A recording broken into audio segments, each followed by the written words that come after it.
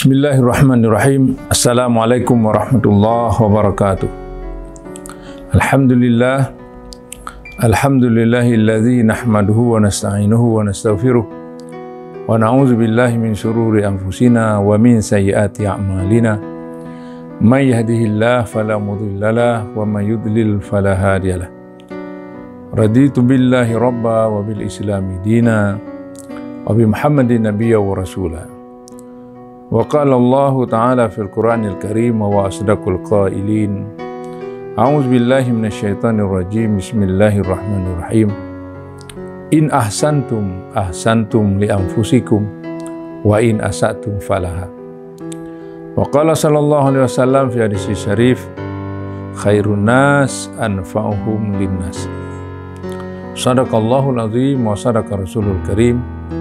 Wa nahnu insyaallah wa ala dzalika minasyahidin wa syakirin. Segala puji mari sama-sama kita address, kita alamatkan, kita peruntukkan hanya kepada Allah, Zat yang telah menciptakan kita beserta alam semesta yang sangat luar biasa, indah, hebat.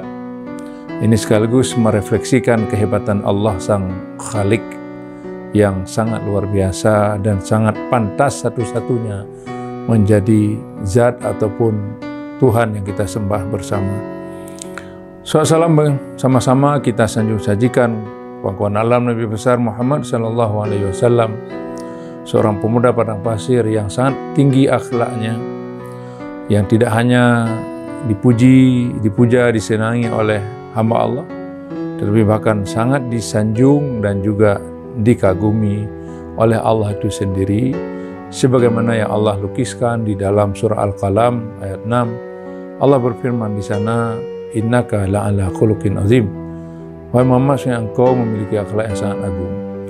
Ini juga pertanda ataupun menjadi syarat bagi kita bahwa kalau kita ingin dimuliakan tidak hanya oleh manusia tapi juga oleh Allah, maka perbaguslah akhlak kita sebagaimana halnya yang telah dibuktikan, dilaksanakan dan ditunjuki oleh baginda Rasulullah Muhammad SAW. Dalam kesempatan ini izinkan saya berbicara sedikit tentang visi misi UIN Naraneri dalam rangka memberikan bekal kepada calon mahasiswa kuliah pengabdian masyarakat dari Rumah Inovatif yang kita sebut dengan KPMDRI yang kali ini untuk angkatan kelima, di mana angkatan ini akan diikuti oleh 1.456 orang peserta yang tersebar nanti di daerah-daerah di mana mahasiswa itu berada.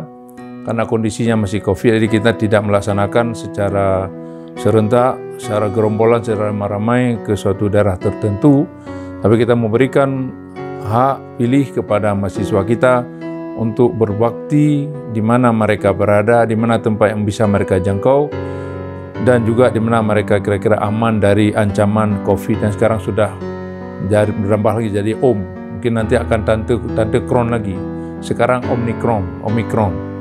Dan semoga Allah senantiasa melindungi kita dari ancaman segala mara bahaya termasuk dari ancaman Omikron ini, dan semoga juga seluruh mara bahaya sering disebut dengan taun ada bahasa Aceh taun dijabruk, semoga cepat berlalu. Kita ketahui bahwa visi misi UIN, nama visi UIN saat ini sudah kita amandemen, sudah kita rubah dalam perubahan kemarin itu tahun 2020. Semakin singkat tapi semakin padat dan semakin, saya pikir semakin tajam dan semakin komprehensif dan representatif.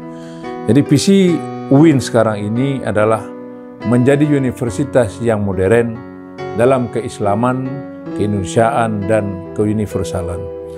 Nah, di sini jelas sekali bahwa UIN senantiasa berupaya dengan secara maksimal didukung oleh seluruh sivitas akademika, baik pimpinan maupun karyawan, baik dosen maupun non-dosen, tendik dan sebagainya, termasuk mahasiswa sendiri, dalam rangka mewujudkan suatu kampus yang modern. Modern artinya unggul, advance, ya. Jadi kita akan menjadi kampus yang terkemuka, terutama dalam mengembangkan ilmu-ilmu keislaman sekaligus membumikan nilai-nilai keislaman itu menjadi the living values, menjadi nilai yang hidup tidak hanya menjadi catatan-catatan, tidak hanya diproduksi melalui karya-karya ilmiah, baik Scopus dan apapun namanya, Sinta dan sebagainya. Tapi lebih penting lagi bagaimana UIN ini menjadi tempat di mana bersemainya dan lahirnya nilai-nilai keislaman serta nilai-nilai tersebut diimplementasikan dengan baik menjadi suatu nilai yang hidup, betul-betul diamalkan, betul-betul ditunjuki dalam kehidupan kesehariannya.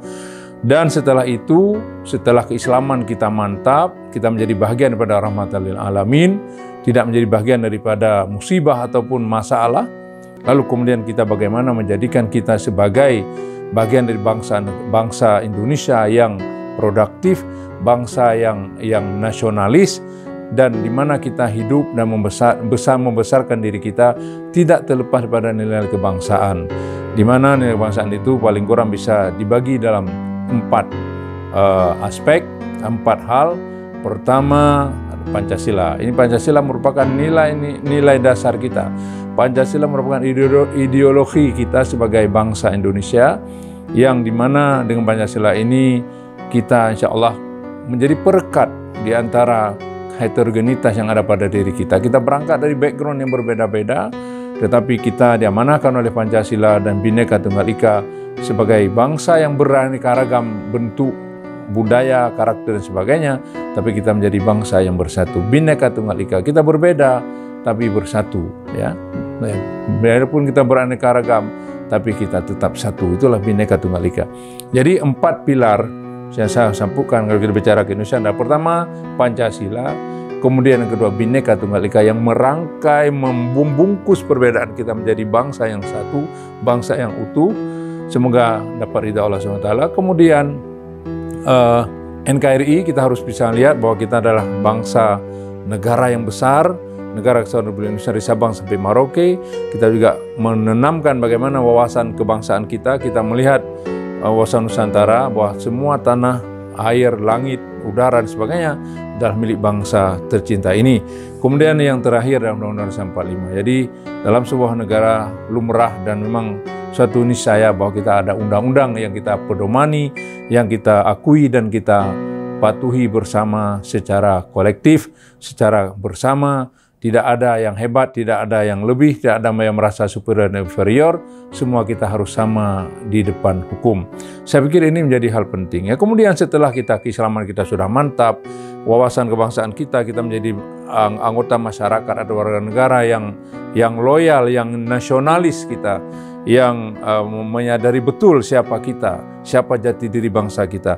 Kemudian kita bisa menatap dunia secara global, bagaimana kita memposisikan diri kita sebagai bagian dari bangsa yang bermartabat, anak bangsa yang bisa merasa percaya diri, kemudian juga kita tidak menghina orang lain, percaya diri, lalu kemudian kita bisa berkompetisi secara self-confident, punya kepercayaan diri yang baik, serta punya kompetensi dan skill sehingga kemudian kita mampu bersaing secara kompetitif dan juga secara dikjaya, artinya kita bisa memenangkan persaingan global.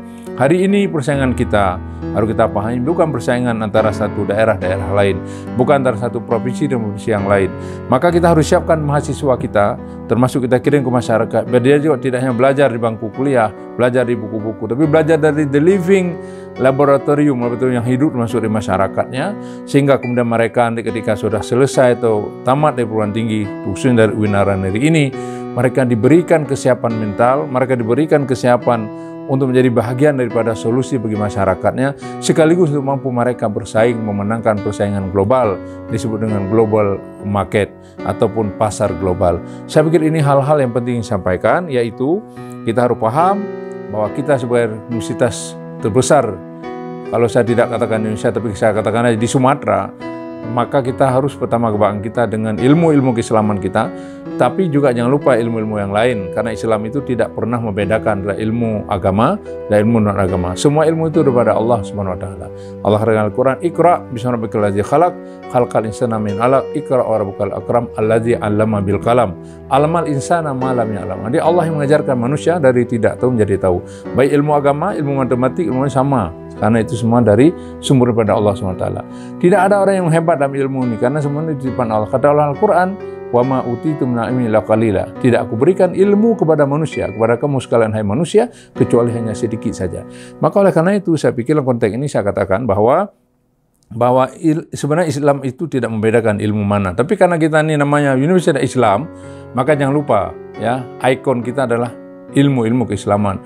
Meskipun kemudian karena kita sudah berkembang, kita sudah naik pangkat dari IAIN, institut menjadi universitas, maka tentunya kita diberikan wewenang untuk mengelola ataupun mengurusi atau membuka prodi-prodi umum, termasuk prodi saintek, ada arsitektur, ada teknik lingkungan, teknik informasi dan sebagainya, dan kita harus rebut itu.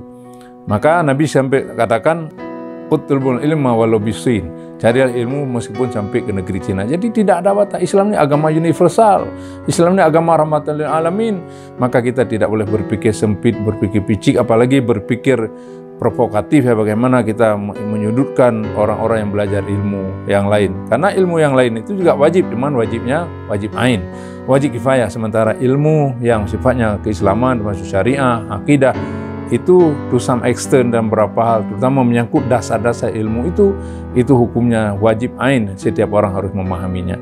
Saya pikir ini yang harus saya sampaikan. Jadi kepada mahasiswa saya sampaikan bahwa kita harus selalu berusaha menjadi bagian pada rahmatan lil alamin, karena kata Nabi, orang terbaik di antara kita bukan orang yang punya gelar akademik 1 meter atau sekilometer, bukan orang punya gelar ataupun pangkat yang tinggi, tetapi adalah orang yang paling banyak memberikan manfaat kepada orang lain. The best man among you is the one who has more benefit to others.